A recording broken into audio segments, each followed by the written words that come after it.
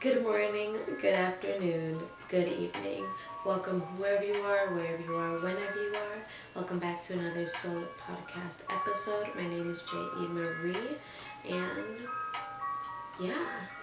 welcome back. Our topic for today is a continuation of last episode, but we're going to part 2.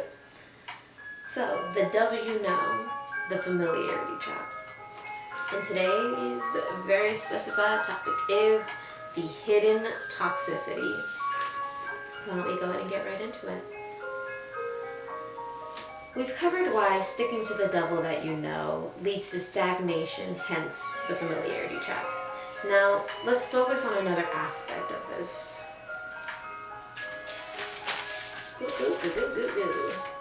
The anti-growth environment is very real. Very, very real. Yet, the hidden toxicity is frequently embedded inside of that environment.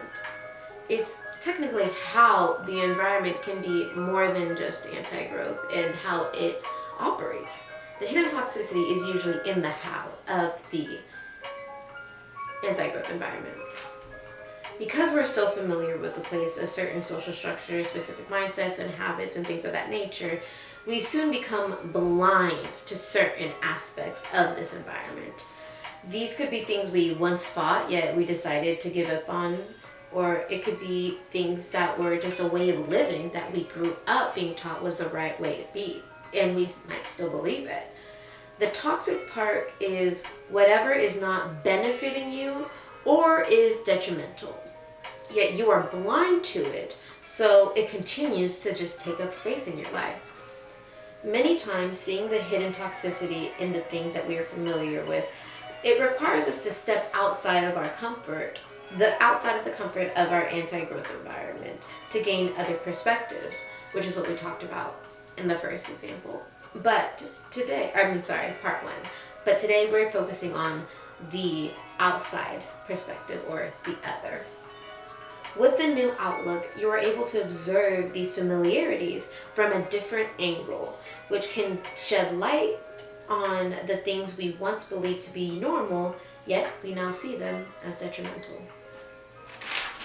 The hidden toxicity is the aspect of the familiarity trap that can be detrimental to our goals and or well-being that we are often blind to, like we just spoke about in the free, right?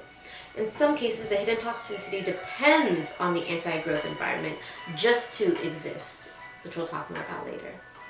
Now, the comfort and the safety that these set environments provide can turn into a sedative over time. We become so familiar with the way of being that the comfort we are provided can make us literally just not acknowledge the effects of the toxicity or just blind altogether to the toxicity. So again, it continues to take up space. So in other words, we get used to it. We just get used to it, and it doesn't affect us the same way it used to, but we no longer have the sensitivity that we used to have. So it's still affecting us, but the sensitivity just isn't there to let us know, hey, there's something wrong. So hidden toxicities could be anything like we just talked about in terms of the initial ideas that we grew up believing. They could be internal biases like racisms and things of that nature, not even getting into that. But yeah, the idea is it is anything that you are blind to that has been provided to you by any set anti-growth environment. Now,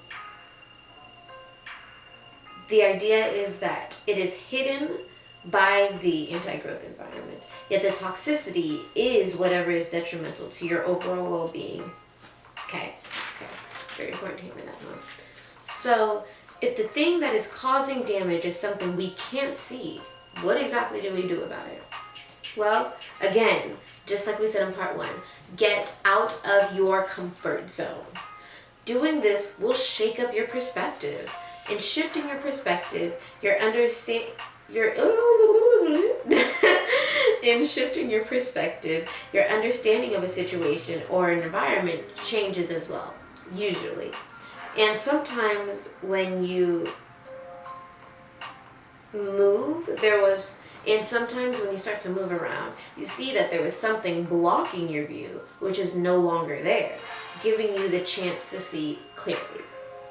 Again, the environment can be anything.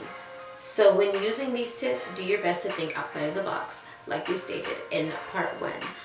I want to keep reiterating this because when we talk about the anti-growth environment, a lot of people think about, oh, it's my home life, it's my workspace, it's this yada yada yada. But the environment is not just the physical location. It is something that allows the bacteria, let's call it bacteria of anti-growth and hidden toxicity, to exist. That is what we're talking about in terms of the environment itself. Now, here's the thing. Again, it's best to think outside the box, yet you want to get different perspectives on a specific story or any stories when it depends on what you're looking at. Sometimes you want to switch departments or companies entirely. Sometimes you just want to move to a new place. Sometimes it is that physical location. Sometimes you just need to pick up a new hobby. What really matters is that you are making the change that gets you a different outlook, whatever that change needs to be. So, in doing this and shifting your outlook, because you're able to observe these familiarities from a different angle, this can then shed some light again on the things you once believed to be normal. And you can see that they are detrimental and there is another way. Again, I'm going to read that. Jamaica. The idea is that you do something different that can shift your outlook, because then you're able to observe these familiarities from a different angle. This can shed some light on the things you once believed to be normal, and now you can see that they are detrimental, and there is, in fact, another way. So, again, the W know and the familiarity trap in 2 parts. The second part is the hidden toxicity that lives off of the anti-growth environment.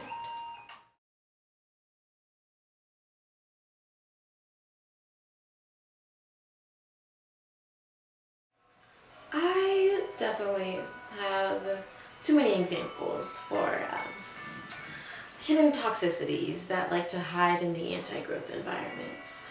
I feel like I have a lot of examples for a lot of these lessons, which is why I know them so well. Or a lot of these topics that I use for my podcast, because there are so many things, so many reasons where you believe, and a lot of it is upbringing. For me personally, a lot of it had to do with my upbringing. I existed in a way where I believed that that was the way. That was it.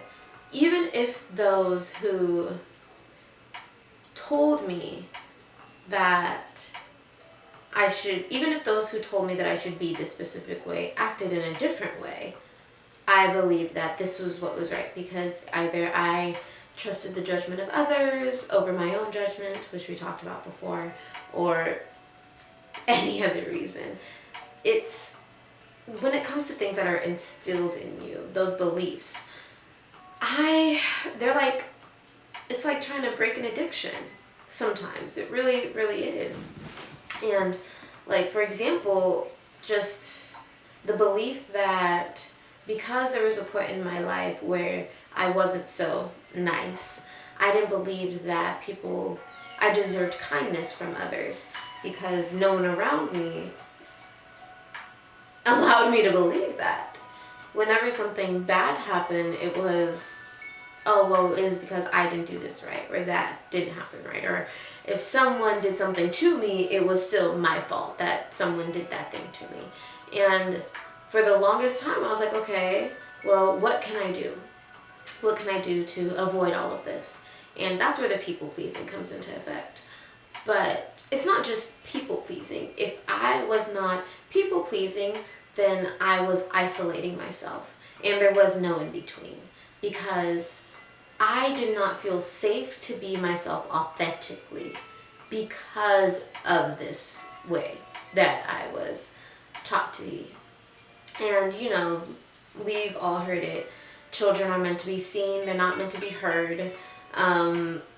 You know, or those situations where your parents talk shit to you about your family when really they're telling lies or something like that. Like, or some, like, things like that. Or, I don't even know why I said that. Yeah. But no, that's part of it. That's definitely part of it. When you grow up believing that certain things are right, or you deserve certain things, or this is just the way that every family is. Or, you know, people say every family is dysfunctional. Like, it's okay. Every family is dysfunctional. And here's the thing. What did Whitney Houston say? It's not right, but it is okay. It is not right that you experienced what you experienced, but it is okay that you did. And I'm going to take it one more step further. Everything that you experienced is for a reason. And how and what you do with it is your responsibility. Again, everything you experienced is in fact for a reason. And what you do with that is your responsibility. If you grew up in a household where there was little food, I can't blame you for that. If you were abused growing up, I cannot blame you for that. You know what I'm saying? I said this in one of my earlier YouTube videos where I was dating someone and they said, well, you know, if you want to be happy, you just need to take responsibility for everything that happened in your life. And he was referring to, you know that man, the one who broke both his legs and still started running? I commend you, because baby, that wouldn't have been me. Nah. And that's, when you hear him speak, he has such a strong mentality. So strong. And again, I admire that. Yet I had to sit back and realize that's not my truth, babe. That ain't it. What you do, you hold that bag. You hold it. And that's where I developed these 4 steps. And if you look back on season 1, you will find the 4 steps of healing, I think is what I called it, or 4 steps of growth.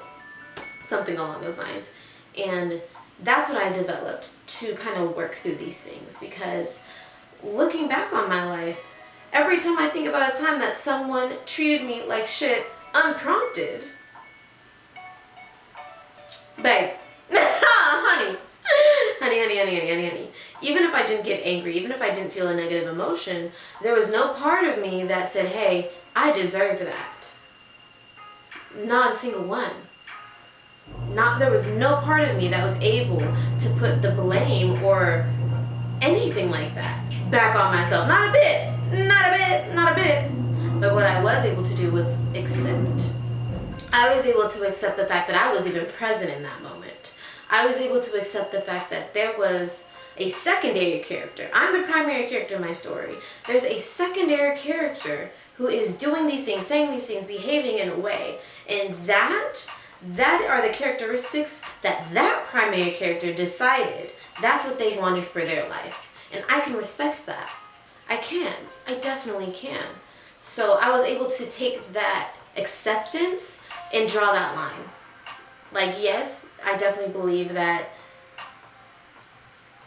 we get into a deeper conversation. I believe that God is the all of everything. God created everything. God created you, God created me. But if you step on my toe, I'm going to look at God like, God, what you want me to do? Because I didn't step on my own toe. You are me and I am you. What? And you hear the contradiction, right? I hope you hear that. I hope you hear it. Because that was an argument that I had with myself over and over and over. And when my lover at the time said this thing about taking responsibility for the things that happened to you, it was the same kind of conversation I was having with myself, and the same kind of conversation that I was having with God. Like, why would you want me to, God, why you want me to suffer?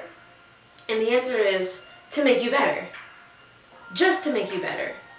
In me taking the time to accept just my position in whatever happened, and taking the time to accept that someone else decided to make these decisions, I was able to extend grace to them as well as myself.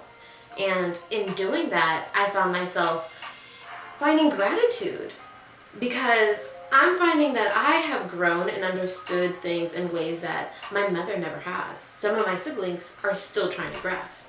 And I'm not better than them. Not at all. And I don't want anyone to think that. I have made a choice to be different. And I'm grateful for that. Because I'm happier now that I'm different. I feel whole now that I'm different. I feel so much more control isn't the right word, but steady. I'm stable. And I can stand on my own too with a full 10. I don't know why I said it like that, but I can stand on my own 2 feet with a full 10 toes and say something with my full chest and mean it, regardless of what some secondary character in my story believes. I don't need someone else to validate my experience anymore. And I keep talking about that. But that is the beauty that I have found in realizing that I deserve something different. And the only way that I will deserve something different is if I do something different. So, yeah, baby.